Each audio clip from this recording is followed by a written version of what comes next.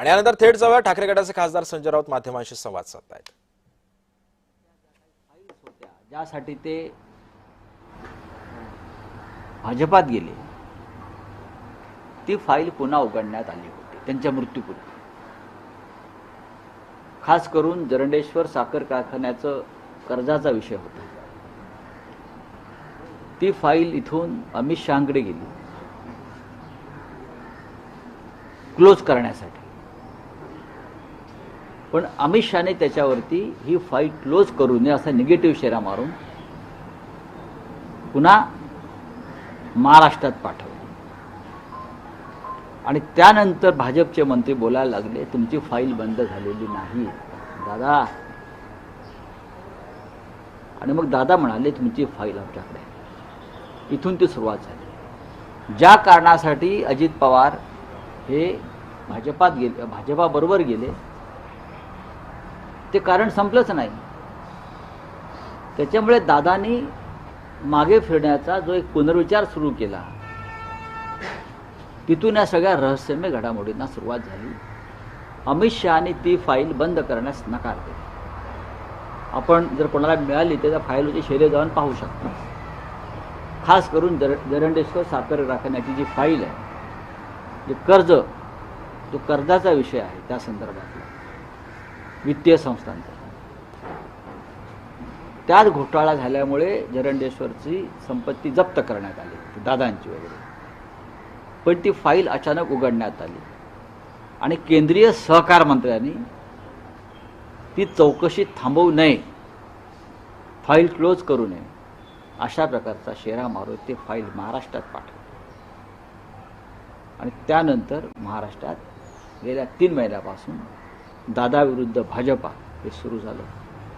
आणि जर ज्या कारणासाठी मी आलो, सुरक्षा मागण्यासाठी, प्रोटेक्शन मागण्यासाठी, तेच मिळत नसेल तर इथे थांबायच्या कशा करता? त्यातून मग विलीनीकरणावरती आणि एकत्र येण्यावरती चर्चा सुरू झाली। हा विषय एवढाच आहे आणि माझ्याकडे एवढीच माहिती आहे। धन्यवाद। शासकीय दुखवट्याच्या दरम्यान ते झालं, ते आले ते आज आलेलं आहे। मुख्यमंत्र्यांनी कारवाई केलेली आहे। बोला, और क्या है, बोलिए।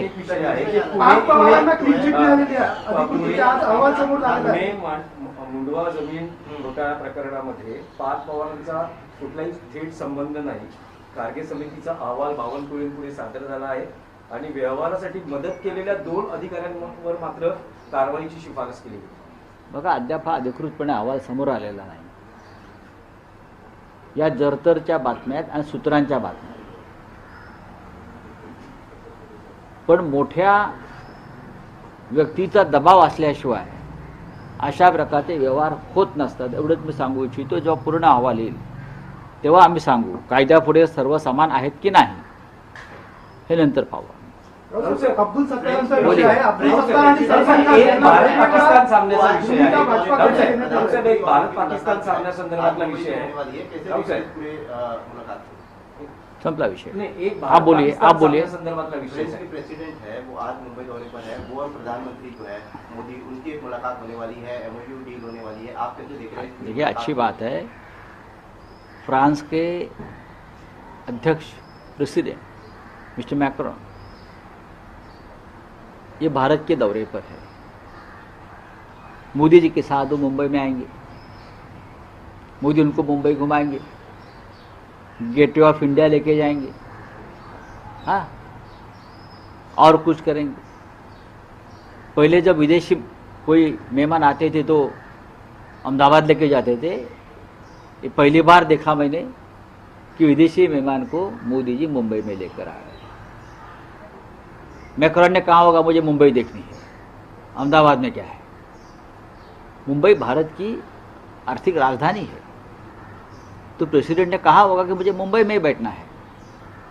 लेकिन आपने देखा होगा पूरे मुंबई में भारतीय जनता पार्टी और शिंदे गुट ने ये मैक्रोन के स्वागत के जो पोस्टर और होर्डिंग और बैनर्स लगाए हैं सब जगह पे, लगता है मैक्रोन फ्रांस का अध्यक्ष नहीं है, भारत का अध्यक्ष है।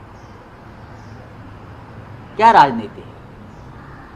ये पागलखाना बन गया है ये लोगों का। किसी भी विषय का राजनीतिकरण करना ये उनसे सीखिए।